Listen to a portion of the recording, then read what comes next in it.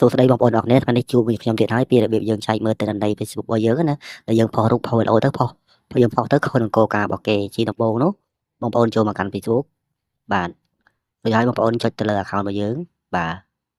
រួចហើយបងប្អូនសម្លឹងចូលមកក្រោមអូសឡើងលើបន្តិចមក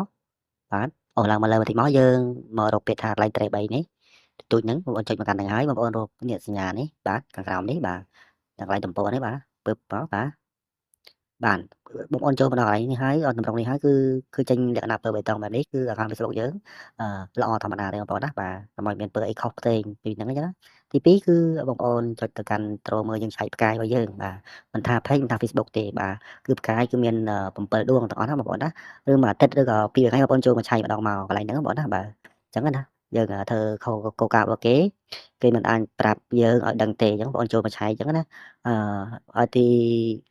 3បងប្អូនណាទី3គឺបងប្អូនថយសិនមកបងប្អូនចូលទៅឆែកនៅកន្លែងរកលុយរបស់យើងនេះគេដាក់ថាការរកលុយហ្នឹងបងប្អូនចូលមកឆែកមកអញ្ចឹងចេញលក្ខណៈបែបនេះបងប្អូនមិនបាច់ព្រួយបារម្ភទេអញ្ចឹងណាតែយើងឡើងឯងផុសវីដេអូផុសរូបភាពយូរទៅគេនឹងផ្ញើជាលក្ខណៈពើបៃតងមកឲ្យយើងវិញហើយបាទពើខៀវបងប្អូនណាហ្នឹងហើយមានលក្ខណៈពើខៀវមកវិញហើយបងប្អូនខ្លះក៏ព្រួយបារម្ភអញ្ចឹងណា page មិនថា page មិនតែ Facebook ទេបងប្អូនណាឥឡូវយើងចាប់ពីតម្រងទី1ហើយយើងចូលទៅឆែកតម្រងទី2ម្ដងឥឡូវយើងផុសវីដេអូផុសរូបទៅក្រុមហ៊ុនគេបានផ្ញើឲ្យយើងជាដំណឹងឲ្យយើងទេបាទបងប្អូនថយអស់មកបាទថយអស់មកចូលទៅជាតម្រងដើមរបស់យើងសិនបងប្អូនណាបាទដល់នេះមកថយអស់មកឬឲ្យបងប្អូនចូលទៅកាន់ត្រេ3របស់យើងដដែលបាទ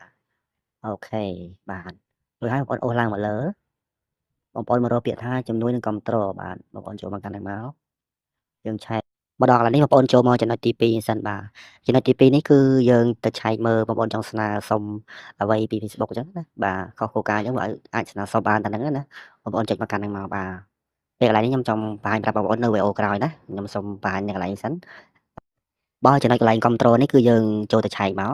កន្លែងនេះគឺសំខាន់បងប្អូនអញ្ចឹងបងប្អូនចុចមកកាន់នេះហើយបងប្អូនចុចមកកាន់កន្លែងប្រអប់សារយ៉ាងនេះបាទចុចចូលប្រអប់សារយើងមកបាទកន្លែងនេះសូមបញ្ជាក់បងប្អូនថាបងប្អូនផុសរូបផុសវីដេអូខុសនឹងគោលការណ៍ក្រុមហ៊ុន Facebook គេនឹងផ្ញើមក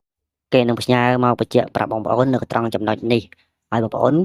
ឆាប់បើបងប្អូនចូលមកពីកន្លោហ្នឹងហើយបងប្អូនឃើញវីដេអូមួយណាដែលខុសនឹងគោលការណ៍របស់គេ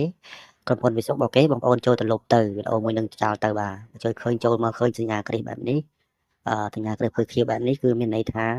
យើងអត់បានធ្វើខុសនឹងគោលការណ៍របស់គេទេបាទมันជាលក្ខណៈឆែកបាទចុះពីរបៀបឆែកគឺមានតែប៉ុណ្្នឹងបងប្អូនណាហ្នឹងហើយចាំជួបខ្ញុំនៅវីដេអូក្រោយទៀតបាទនៅចំណេះដឹងផ្សេងតាក់ទងនឹង account Facebook បាទហ្នឹងហើយចាប់ជួបខ្ញុំនៅវីដេអូក្រោយទៀតពីចំណេះដឹងផ្សេងទៀតបាទអញ្ចឹងវីដេអូនេះគឺមានតែប៉ុណ្្នឹងបងប្អូនណាជួបគ្នានៅវីដេអូក្រោយសូមអរគុណសូមជម្រាបលា